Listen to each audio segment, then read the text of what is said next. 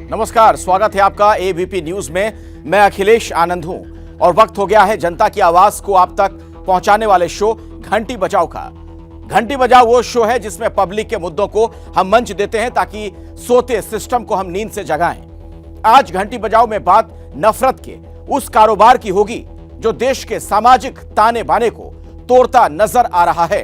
और आलम यह है कि तालिबानियों और आईएसआईएस की तर्ज पर अपने देश में भी लोगों की गर्दन रेत दी जा रही है।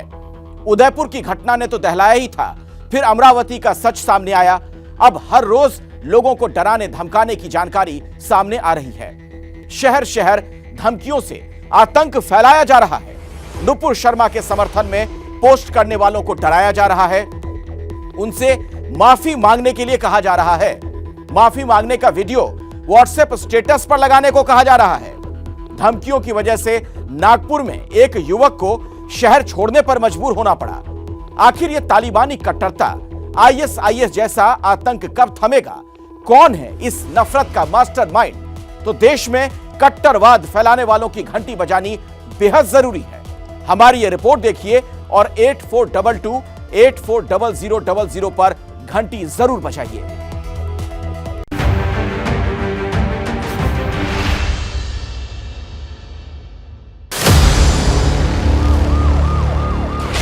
उदयपुर हत्या, उदयपुर धमकियां, अजमेर धमकी, अमरावती हत्या, अमरावती धमकी, नागपुर धमकी, बिलासपुर हमला, भिलाई छत्तीसगढ़ धमकी, सूरत गुजरात धमकी,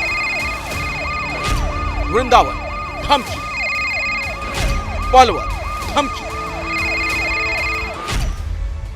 इंस्टाग्राम पर धमकी, सोशल मीडिया पर धमकी। खतरे की ये आहट पूरे देश में सुनाई दे रही है। देश के अलग अलग हिस्सों में तालिबानी कट्टरता का सांप फन फैला रहा है। आईएसआईएस जैसी बर्बरता के नारे गूंज रहे हैं। कैसे कट्टरवाद के जहर को धर्म के नाम पर दिमागों में भरा जा रहा है, इसकी सबसे बड़ी मिसाल बन गया है अमरावती का उमेश कोल्हे मर्डर केस।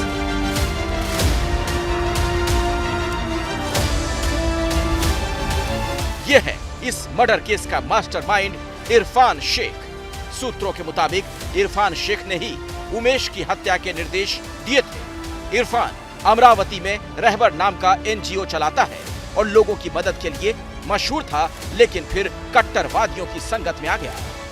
इरफान, जिसके ऊपर उमेश कोल्हे को मारने का आरोप लगा है, जिसे इस पूरे मर्डर कॉन्स्पिरेसी का मास्टरमाइंड बताया जा रहा है, वो अमरावती के इसी घर में रहते हैं। फिलहाल यहाँ पर कोई नहीं है। उनके परिवार के लोग भी किसी रिश्तेदार के घर चले गए क्योंकि यहाँ पर पुलिस का आना जाना था। ऐसे में इरफान के बारे में कई सारी कहानियाँ इस मोहल्ले से पता चली हैं। जैसे कि जब कोविड काल था, उस दौरान इरफान ने कईयों की मदद की। बताया जाता है करीब 100 से 150 ऐसे शवों का अंतिम संस्कार किया जिनकी मौत कोविड के चलते हुई थी और जिसे कोई पूछ नहीं रहा था। लेकिन आगे चलकर 1 साल पहले, अभी से 1 साल पहले, इरफान की संगत बिगड़ गई और वो कुछ गलत लोगों के साथ उठने बैठने लगा, ऐसा आरोप भी लगाया जा रहा है। और अब ये देखिए जो इंसिडेंट हुआ है, जहाँ पर उमेश कोल्हे, जिसने नुपुर शर्मा के समर्थन में एक पोस्ट सोशल मीडिया पर डाला था, उससे गुस्साए इरफान ने अपने दोस्तों को उसे मारने का आदेश दे दिया। उमेश कोल्हे के मर्डर केस में कुल 7 लोग हैं, जिसमें दूसरा बड़ा नाम है यूसुफ। इरफान पर उमेश की हत्या के आदेश देने के आरोप हैं, लेकिन उमेश हत्याकांड में सबसे अहम किरदार के तौर पर यूसुफ खान का नाम सामने आ रहा है। यूसुफ और उमेश पिछले 16 साल से दोस्त हैं, जिनके व्यवसायिक रिश्ते भी थे और पारिवारिक भी। यूसुफ खान जानवरों के डॉक्टर हैं जो कई बार उधार पर भी उमेश से दवाइयां लिया करते थे। बताया जा रहा है कि नुपुर शर्मा का समर्थन करने वाले उमेश के व्हाट्सएप मैसेज पर सबसे पहले यूसुफ खान की ही नजर पड़ी थी। आरोप यह है कि यूसुफ ने उमेश के उस मैसेज को अपने साथियों के बीच फैलाया और मैसेज उस ग्रुप में भी किया जिसमें इरफान शेख शामिल था। किसी को यूसुफ पर शक न हो, इसके लिए वो उमेश कोल्हे के अंतिम संस्कार में भी शामिल हुआ था। हाँ, यूसुफ खान के साथ में भैया की अच्छी दोस्ती थी, क्योंकि यूसुफ खान जो है वो वेटरनरी की प्रैक्टिस करते थे, तो भैया के साथ में उनके काफ़ी अच्छे रिलेशन थे और काफ़ी दिनों से हम करीब 2006-07 से यूसुफ को जानते हैं, तो काफ़ी अच्छे संबंध थे उनके साथ में। यानी सालों की दोस्ती एक पोस्ट के चलते तोड़ दी गई। ऐसा नहीं कि हत्या गुस्से में हुई हो, ये हत्या पूरी प्लानिंग के साथ की गई। सीसीटीवी में सामने आया कि उमेश कोल्हे को अकेला देखकर 21 जून को आईएसआईएस वाली बर्बरता से हमला कर दिया गया।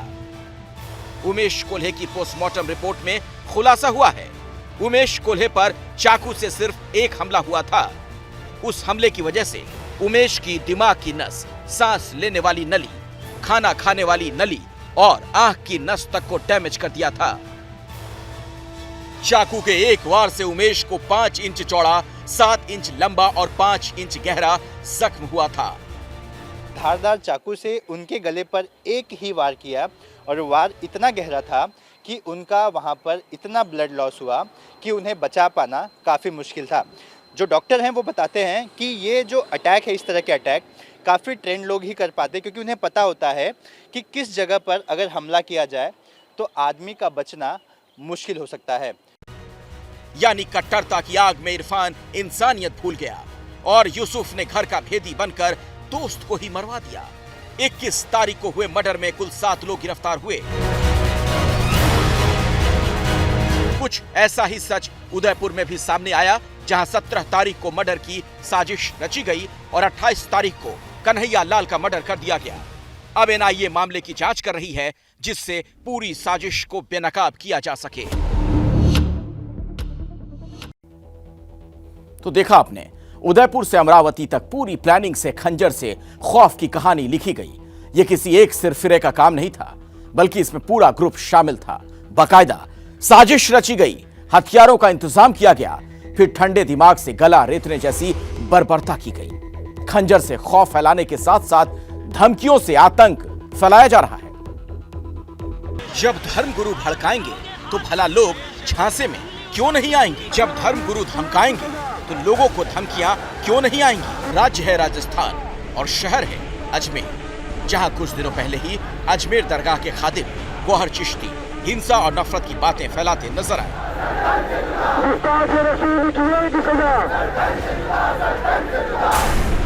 अजमेर में एडवोकेट भानु प्रताप सिंह को मिली सिर तन से जुदा करने की धमकी। सोहेल सैयद नाम के एक व्यक्ति ने अचानक से कल सुबह मुझे कमेंट में धमकी दी कि अब तेरी गर्दन काट दी जाएगी। नुपुर शर्मा के संबंध में और वर्तमान परिदृश्य में जो हो रहा है, तो वहाँ पे मैंने बस ये कहा था कि किसी की जान लेना सही नहीं है। इसी संबंध में शायद किसी को ये बात गलत लगी या किस प्रकार से उसने इस बात को ली है। हरियाणा का पलवल पुलिस की गिरफ्त में नजर आ रहा शख्स है तौफीक, जिसने कन्हैया लाल की तरह सिर धड़ से अलग करने की धमकी दी, लेकिन कुछ भी करने से पहले पुलिस के शिकंजे में आ गया। अभी इसका रिमांड हमने मांगा है, पूछताछ जारी है। जितना भी बड़ा इसका नेटवर्क होगा उसका खुलासा किया जाएगा और इस प्रकार के गलत काम करने वालों को, जो कानून से कोई बड़ा नहीं है, उसको किसी सूरत में बख्शा नहीं जाएगा। महाराष्ट्र के नागपुर में भी हालात अलग नहीं। टीवी स्क्रीन पर मौजूद चेहरे को हमने धुंधला कर दिया क्योंकि उसे अपनी जान का खतरा है।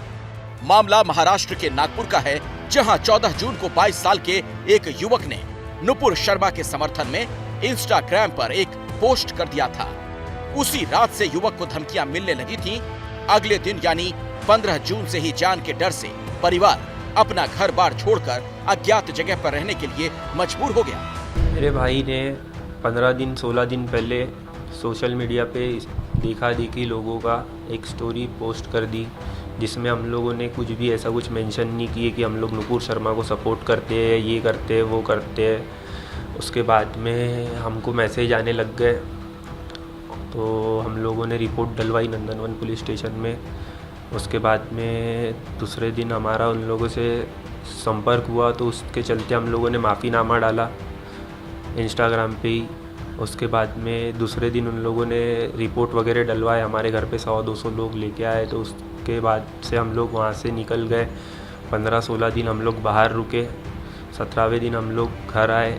हमारे छोटे भाई को हमने अभी भी बाहर ही रखे हैं। अमरावती में और लोगों को धमकियां दी गईं। इनके चेहरे हम इसलिए नहीं दिखा रहे क्योंकि इनकी जान को खतरा है। इन दोनों ने भी कन्हैया लाल की तरह नुपुर के समर्थन में पोस्ट किए थे और अब ये कट्टरपंथियों के निशाने पर हैं। वो आपने जो स्टेटस रखे है तो उसके बारे में बात कर रहा था। हाँ भैया, मैं बोल रहा हूँ कि क्या हो गया, वो जल्दबाजी क्या में बोल रहा है, आ आपकी गया। दुकान पे आना पड़ेगा कभी, मैंने बोला। भैया मैं आपसे हाथ जोड़ के माफी मांगता हूँ, अपन वैसे आदमी नहीं, मेरी बात सुनो। 4 मिनट के फिर अंदर वहाँ पर तुमने वीडियो डालना, व्हाट्सएप पे डालना था क्यों, मैंने बोला फिर। मेरी बात सुनिए ना सर, आप सुनिए तो सही मेरी बात। किसी ग्रुप में मेरे को आया। हेलो, वो तुमको एक वीडियो क्लिप बनाना पड़ता भी 30 सेकंड का, तुमको वीडियो में माफी मांगना पड़ेगा कि भाई मैंने जो गुस्सा की, जो गलती करा मैं उसकी माफी चाहता। माफी मांगा वैसे मांगना पड़ेगा, ना तो क्या है पहुंचे रहे हम दुकान। हेलो, इस ऑडियो की पुष्टि एबीपी न्यूज नहीं करता, लेकिन ये ऑडियो खूब वायरल है। धमकी देने वाले बदमाश खुद को रहबर एनजीओ का सदस्य बताते हैं। रहबर नाम की संस्था अमरावती का रहने वाला इरफान शेख चलाता है। इरफान शेख उमेश कोल्हे हत्याकांड का मास्टरमाइंड है, गिरफ्तार है। लेकिन आरोप है कि उसका गिरोह लोगों को डरा धमका रहा है। उन्हीं में से एक बाबा नाम का कोई बदमाश है। सुनिए वो कैसे धमका रहा है। बाबा बोल रहा है। हाँ बाबा, हाँ भाई जी। अब देखो हमारे इस्लाम पे अगर बात आएंगी ना तो गर्दन कटाने को भी नहीं डरते हम लोग। मैं बिल्कुल भैया समझ सकता हूँ। मैं आपसे पूरे समाज से हाथ जोड़ के माफी मांगता। तुम एक क्या हुआ? सुनो, तुम एक वीडियो क्लिप बनाओ, बनाया। हाँ, वैसा वीडियो क्लिप बना के वायरल करते तुम्हारा। ठीक है ना, कोई दिक्कत नहीं, भेज देता आपको। और मैं क्या बोल रहा, आइंदा से ऐसी गलती करना मत। आइंदा से गलती नहीं। क्या बोल रहा ना, तुम आके दुकान पे मिलता, तुम दुकान पर ही है ना तुम। लेकिन ये लिस्ट यहीं खत्म नहीं होती। 4 जुलाई अमरावती में करीब 10 लोगों को धमकी भरे कॉल आए।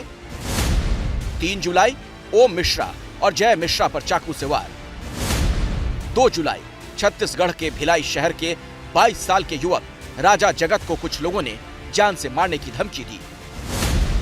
2 जुलाई गुजरात के सूरत में एक पत्रकार को जान से मारने की धमकी, पुलिस ने सुरक्षा दी।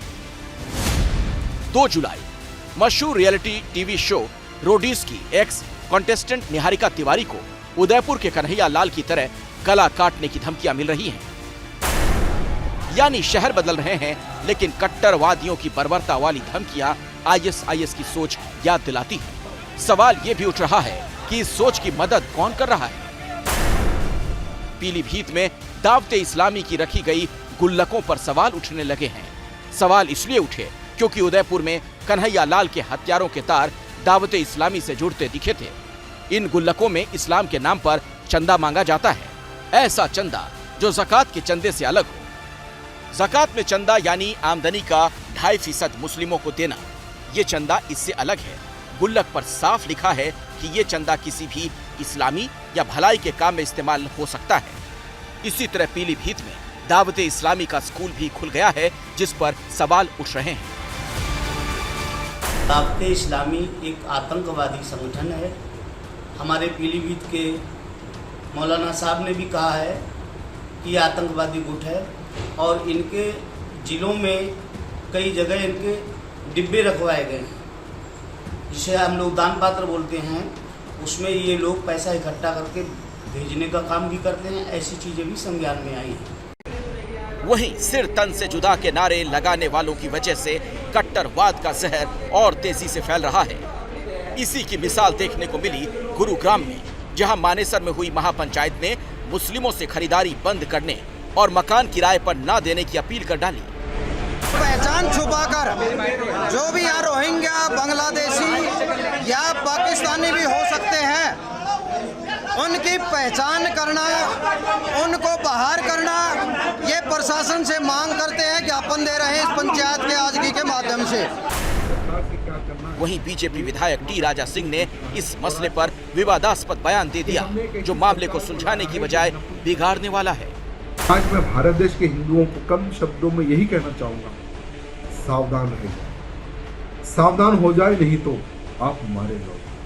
हमें मरना नहीं है, देश की रक्षा के लिए, धर्म की रक्षा के लिए, समाज की रक्षा के लिए हमें लड़ते हुए हमें आगे बढ़ना है। और कोई भी आतंकवादी अगर हमें खत्म करने के लिए आए तो वो हमारे हाथ से जिंदा नहीं जाना चाहिए। इस प्रकार से आप लोग आत्मरक्षा का कार्यक्रम करें और शस्त्र विद्या सीखें। देश भर में जगह जगह हो रहे प्रदर्शन भी बता रहे हैं कि कट्टरवाद के खिलाफ लोगों का गुस्सा बढ़ता जा रहा है। लोग खुलकर कह रहे हैं कि धर्म के नाम पर तालिबानी हरकत उन्हें मंजूर नहीं।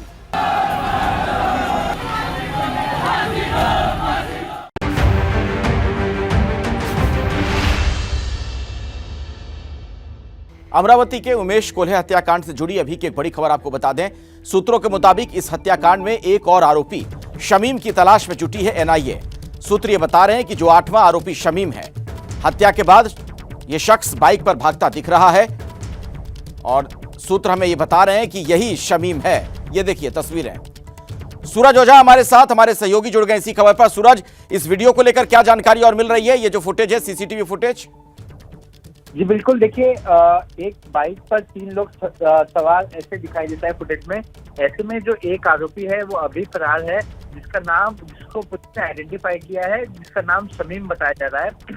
इस पूरे मामले में पुलिस ने अब तक 2 बाइक और 3 चाइनीज चाकू बरामद किया है। देखिए सबसे इम्पोर्टेंट चीज है वो शमीम जब तक नहीं मिलता तब तक और भी चीजें क्लियर नहीं होंगी। इसी वजह से पुलिस की टीम, अमरावती पुलिस की टीम कहे और एनआईए की टीम कहे, दोनों ही लगातार इस शख्स की तलाश में जुटे हुए हैं। जी शुक्रिया सूरज इस जानकारी के लिए आपका। एक और बड़ी जानकारी, अमरावती कांड के मुख्य आरोपी इरफान से अब जो पूछताछ हुई उसमें कई अहम सुराग मिले हैं।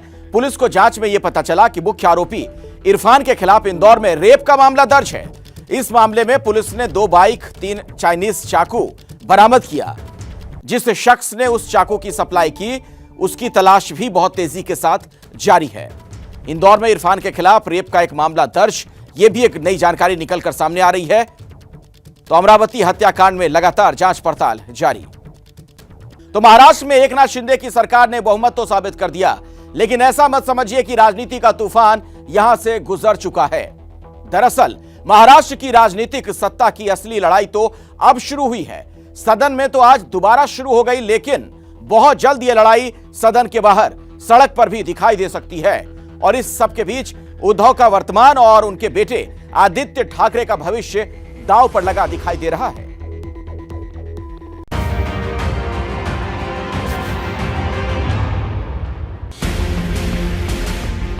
ये तस्वीरें महाराष्ट्र विधान भवन के अंदर की हैं। शिवसेना के पार्टी ऑफिस पर लगा सील खोला गया जब शिंदे वाली शिवसेना की सरकार ने विधानसभा में अपना बहुमत साबित कर दिया। कल ही खुद उद्धव ठाकरे ने विधान भवन के इस दफ्तर को सील करने की मांग की थी, लेकिन आज एकनाथ शिंदे गुट के बहुमत साबित करने के बाद उद्धव के हाथ से विधान भवन का ये दफ्तर निकल चुका है। कल उद्धव ठाकरे कैंप के विधायक विधान भवन में एक दूसरे कार्यालय में बैठे थे। ये नौबत इसलिए आई क्योंकि शिवसेना का जो विधानमंडल में पार्टी कार्यालय है उस पर सील लगा दी गई थी। आज ये सील को खोल दिया गया है, लेकिन यहाँ पर शिंदे गुट के विधायकों का ज़्यादा कब्जा जो है वो देखने को मिलेगा। ठाकरे परिवार से विधायक जो है उनके हाथों से लगातार निकलते जा रहे हैं और दूसरी तरफ जो उनकी विरासत है बाला साहब ठाकरे ने बनाई हुई, अब उसको भी एक एक चीज उसकी वो भी निकलती हुई दिख रही है। आज विधानसभा में एकनाथ शिंदे की सरकार के समर्थन में 164 वोट पड़े, जबकि विपक्ष को सिर्फ 99 वोट मिले। सदस्यांची संख्या 164 म्हणजे जास्त असल्यामुळे सदरूढ प्रस्ताव संमत झाला असे मी घोषित करतो। शिवसेना में उद्धव गुट के 2 विधायकों ने आखिरी वक्त में अपना पाला बदल लिया। उद्धव ठाकरे गुट के संतोष बांगड़ और श्याम सुंदर शिंदे ने फ्लोर टेस्ट के दौरान एकनाथ शिंदे के पक्ष में वोट डाला। वहीं शिंदे के साथ गोवा जाने वाले राहुल पाटिल और कैलाश पाटिल आखिरी समय में वापस उद्धव ठाकरे गुट में शामिल हो गए। दोनों ने शिंदे के खिलाफ वोट डाला। ऐसे में सवाल ये खड़ा होता है, क्या ये ठाकरे की शिवसेना में अंत की शुरुआत है? सांसदों का अभी कुछ तय नहीं है। सांसद मुझे लगता है कि यदि हमारे केंद्र सरकार कुछ एक्सपेंशन करती है, कुछ अपने यहाँ मंत्रालय खाली हुए हैं, उनके नए मंत्री का अपॉइंटमेंट होता है, उसमें शिवसेना गुट को, एकनाथ शिंदे को यदि केंद्र में कोई मंत्री पद दिया जाता है, ऐसे में बहुत सारे सांसद भी टूट के आ सकते हैं। अभी मैंने सुना 14, 10, 12, 13, 14 ऐसा रोज नया नया आंकड़ा आता है सांसदों का है। लेकिन भावना गवड़ी और एकनाथ शिंदे के बेटे श्रीकांत शिंदे, ये दो छोड़ के अभी तक किसी ने खुल के ये बात नहीं बोली कि हम एकनाथ शिंदे गुट के साथ हैं। तो एक वो वहाँ पे आने का चांस है। बीजेपी के साथ 30 साल पुराना गठबंधन तोड़कर उद्धव ने कांग्रेस और एनसीपी के साथ मिलकर जो सरकार बनाई थी, उसका सीधा मकसद था महाराष्ट्र की राजनीति में बेटे आदित्य ठाकरे का करियर महफूज करना। उद्धव के तौर पर शिवसेना में ठाकरे परिवार की जो विरासत महफूज मानी जा रही थी, उसे खुद उद्धव ने बाला साहेब ठाकरे की नीतियां बदलकर कमजोर कर दिया। रुतबा नहीं घटता। रुतबा इसके पहले छगन भुजबल गए, उसके बाद नारायण राणे गए, राज ठाकरे गए, लेकिन बाल ठाकरे और उनके परिवार को ही लोगों ने वारिस माना है शिवसेना का। तो अब इनका ये जो एकनाथ शिंदे गए, इस गुट को बागी गुट, गद्दार गुट कैसा साबित करेंगे, कितने एग्रेसिवली अब उद्धव ठाकरे मार्केट में रास्ते पे उतरेंगे। उन्होंने कहा तो है कि जो शिवसेना भवन दादर में जो उन्होंने भाषण दिया, उनने कहा कि हमारे जो बाला साहब ठाकरे ने जब शिवसेना का शुरुआत में जो पहले दिन नारियल फोड़ा था, वो स्थिति शिवसेना पे फिर आई है। आज फिर एक नया नारियल तोड़ के हमें शुरुआत करनी है। तो वो शुरुआत क्या वो इससे ताकत से कर पाएंगे, ये देखने वाली बात है। उद्धव ने ये सब किसके लिए किया? खुद अपने लिए कम और अपने बेटे आदित्य ठाकरे के लिए ज्यादा, जिसके बाद उनके अपने ही हाथों की शिवसेना की दुर्गति होते दिखाई दे रही है, उसे भी समझना जरूरी है। दरअसल जिस तरह से एकनाथ शिंदे ने पहले अपना स्पीकर बनाया, फिर बहुमत भी साबित कर दिया, उसके बाद पार्टी के नए व्हिप की बात नहीं मानने के आरोप में ठाकरे समर्थक विधायकों की सदस्यता भी जा सकती है और इसके साथ ही आदित्य ठाकरे भी अगले चुनाव तक विधायकी खो देंगे। ऐसे में साफ लगता है कि फिलहाल आदित्य ठाकरे का भविष्य अंधकार में ही दिखाई दे रहा है। वर्तमान में अभी शिवसेना का ही भविष्य तय हो तो फिर आदित्य का भविष्य तय हो। अभी तो उद्धव ठाकरे हैं, तो आदित्य का तो अभी बाद में आता है। पहले उद्धव तो इस्टेब्लिश करे कि शिवसेना उनके पास है, और इसमें कानूनी दांवपेच से लेके संगठन से लेके जनमानस और जनता जनार्दन क्या कहती है, इस सब पे निर्भर करता है कि शिवसेना उद्धव ठाकरे का शिवसेना का साथ क्या होता है और इसके साथ जनता क्या सोचती है। यदि ये शिवसेना जनता ने उद्धव ठाकरे की ही मानी, उसके बाद फिर आदित्य के जो नेचुरल होगा वही होगा। हालांकि आदित्य ठाकरे की बातचीत से भी साफ झलकने लगा है कि उन्हें वर्तमान से ज्यादा आने वाले चुनाव में अपनी किस्मत आजमाने की फिक्र अभी से सताने लगी है। उनको तो शिवसेना खत्म करनी है और ये शिवसेना कभी खत्म हो नहीं सकती, कभी होगी नहीं। उन्होंने सिर्फ जो भी उधर भाग के जा रहे हैं या भगाया जा रहा है, ये सब ठीक है। अभी तो वो बबल में रह रहे हैं, कभी सूरत में, कभी गुवाहाटी में, कभी गोवा में। अभी वापस कहाँ लेके जाएंगे पता नहीं, लेकिन जब भी वो अपने मतदाताओं से मिलेंगे, उनके मन में क्या है वो हम देख रहे हैं। हम जब भी इलेक्शन हो तैयार है, जनता तैयार है, क्योंकि सवाल तो सबको पता है कि इनका क्या होगा। जवाब सबको पता है कि शिवसेना दुगनी नहीं, कई सारे ताकत लेके इस विधान भवन में आएगी और यहाँ वापस भगवा लहराएगी। इन सारी बातों को देखते हुए इतना तो कहा ही जा सकता है कि फिलहाल शिवसेना की मुश्किलें खत्म होती दिखाई नहीं दे रही। यदि अभी सिंबल फ्रीज होता है, दोनों लोग यदि नगरपालिका चुनाव में जाते हैं, सिंबल का बड़ा महत्व होता है हमारे यहाँ, मतलब अपने देश की राजनीति में सिंबल से पार्टी पहचानी जाती है। हमारे यहाँ आज भी इतनी इलिटरेसी है कि लोग सिंबल पे मतदान दे के आते हैं। तो जो धनुष्य बाण जो सिंबल इतने सालों से शिवसेना के पास था, यदि वो फ्रीज होता है और शिवसेना का दूसरा सिंबल होता है, तो वो जो ब्रांड इस्टेब्लिश करने में थोड़ा टाइम लगेगा, वो शिवसेना के लिए परेशानी हो सकती है। उद्धव ठाकरे ने एमएलसी पद से इस्तीफा दे दिया, हालांकि अभी भी वह शिवसेना प्रमुख पद पर बने हुए हैं। वहीं उनके बेटे आदित्य ठाकरे अभी विधायक हैं। फ्लोर टेस्ट पास करने के बाद एकनाथ शिंदे और भी मजबूत स्थिति में आ गए हैं। कहा जा रहा है शिंदे अब पार्टी की कमान पूरी तरह से अपने हाथ में लेने की कोशिश में जुट चुके हैं। महाराष्ट्र विधानसभा में फ्लोर टेस्ट के दौरान कई तरह की बयानबाजियां हुई, लेकिन इसमें विजयी होने के बाद मुख्यमंत्री एकनाथ शिंदे अपने परिवार और गुरु आनंद दिघे को याद करते हुए भावुक हो गए। माझ्या जेव्हा आयुष्यामध्ये जो दुःखद प्रसंग आला, माझी 2 मुलं माझ्या डोळ्यासमोरून गेली,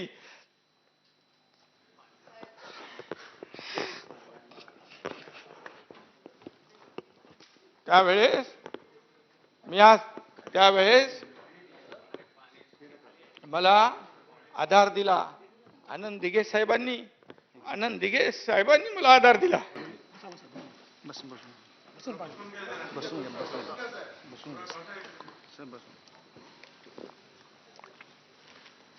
मी ठरवलं आता फक्त माझा श्रीकांत आणि माझी पत्नी आणि आई वडील यांच्यासाठीच मी जगतो आता. बस माझं आता काही राहिलं नाही. मी साहेब माझ्याकडे एकदा दोनदा तीनदा 5 वेळा आले दिघे साहेब घरी. और अब खबर पवार की राजनीति की. शिंदे सरकार को लेकर शरद पवार भविष्यवाणी कर रहे हैं कि सरकार 5 से 6 महीने से ज्यादा नहीं चलने वाली. अपने पार्टी कार्यकर्ताओं को शरद पवार ने चुनाव की तैयारी करने का निर्देश भी दे दिया है. महाराष्ट्र में सियासी घमासान लगातार बढ़ रहा है. एनसीपी अध्यक्ष शरद पवार ने आज शिंदे सरकार को लेकर बड़ी भविष्यवाणी की. पवार ने अपने विधायकों को मध्यावधि चुनाव की तैयारी करने का निर्देश दिया है. उद्धव गुट के प्रवक्ता संजय राउत भी पवार की भविष्यवाणी का समर्थन और दलील दे रहे हैं. अगर भारतीय जनता पार्टी को इतना विश्वास होता कि ये सरकार चलेगी तो बीजेपी का मुख्यमंत्री हो जाता, देवेंद्र जी मुख्यमंत्री हो जाते, जिनके पास 126 का आंकड़ा है. वो 50 या 40 वालों को मुख्यमंत्री नहीं बनाते. दूसरी तरफ बीजेपी और राणा इन दावों को खारिज कर रही है. 6 महीने नहीं 25 साल तक ये सरकार रहेंगी और महाराष्ट्र की उन्नति होगी. उन्होंने जब उनकी सरकार आई तो पहले दिन कहा था कि सरकार 25 वर्ष चलेगी. कहाँ चली? 2.5 साल में खत्म होगी. तो उनकी भविष्यवाणी पे कोई विश्वास करने की आवश्यकता नहीं है. अभी की एक बड़ी खबर आपको बता दें. खबर अमेरिका से आ रही है. यहां पर शिकागो में फ्रीडम डे परेड के दौरान फायरिंग की सूचना है. अमेरिका के शिकागो से अभी की बड़ी खबर है. बताया जाता है कि फ्रीडम डे परेड के दौरान वहां पर गोलीबारी हुई है, गोली चलाई गई है. हालांकि किसने गोली चलाई, क्यों गोली चलाई, अब तक ये बात साफ नहीं हो पाई है. तस्वीरें देखिए सामने आनी शुरू हो चुकी हैं. आपको बता दें कि दरअसल फ्रीडम डे परेड के दौरान यह गोली चलाई गई. शिकागो की घटना. और क्या इस गोलीबारी में कोई हताहत हुआ है, अभी इस बाबत कोई पुख्ता जानकारी नहीं मिल पा रही है. आप देख सकते हैं इन तस्वीरों में पुलिस वाले वहां पर पूरी जांच पड़ताल करते हुए. हाईलैंड में फ्रीडम डे परेड के दौरान यह दुर्भाग्यपूर्ण घटना घटी है. अमेरिका के शिकागो से अभी की बड़ी खबर. फायरिंग की सूचना मिल रही है.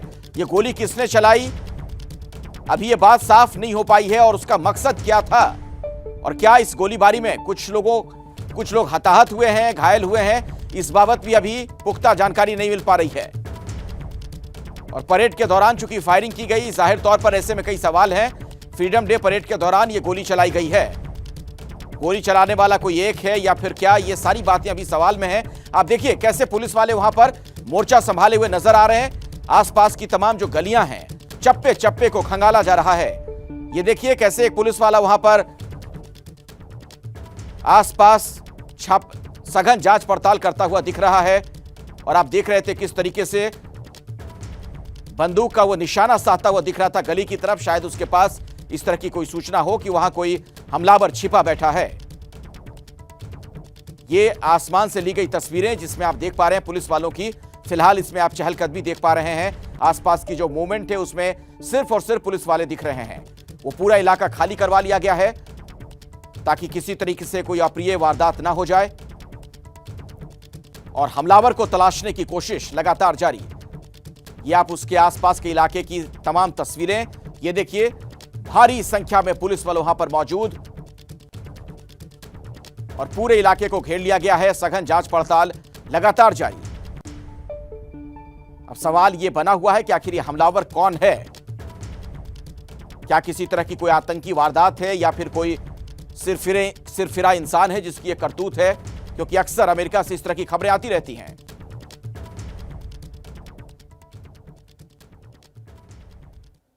इस खबर से जुड़ी कुछ और जानकारी हमें जैसे ही मिलेगी आप तक हम पहुंचाएंगे.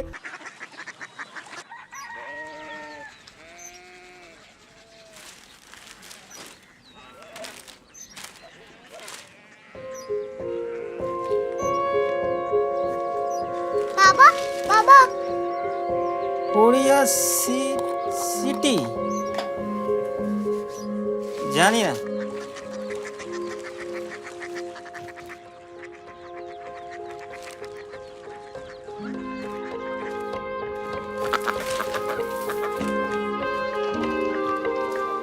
Korea city.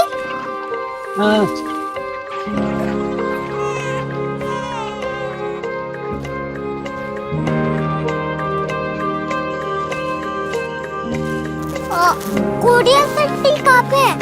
शहर अंग्रेजी लगे हैं।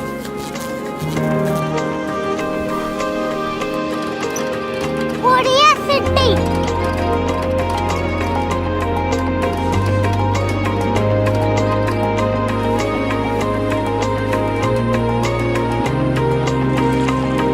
वो बहुत दूर है।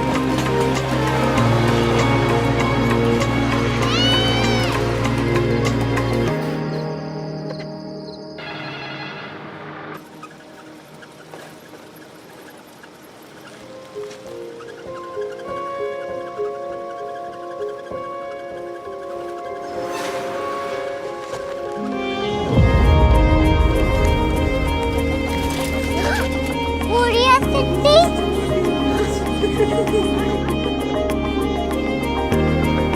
दुनिया कुछ लोग बड़े होते हैं। कोरिया सिटी कहाँ है? प्रोफेसर साहब को पता होगा।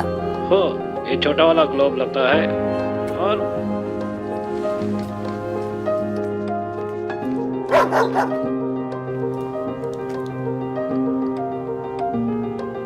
पता नहीं, मेरी बेटी से जाके मिल लो, शायद उसे मालूम हो।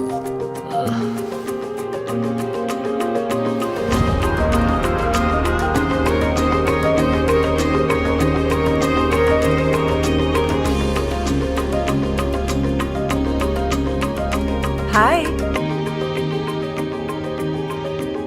बाबा ने भेजा है। Come here. Korea city. Korea city नहीं, क्यूरियोसिटी। वो क्या? That's what brought you here? जो तुम्हें यहाँ तक ले आया। क्यूरियोसिटी।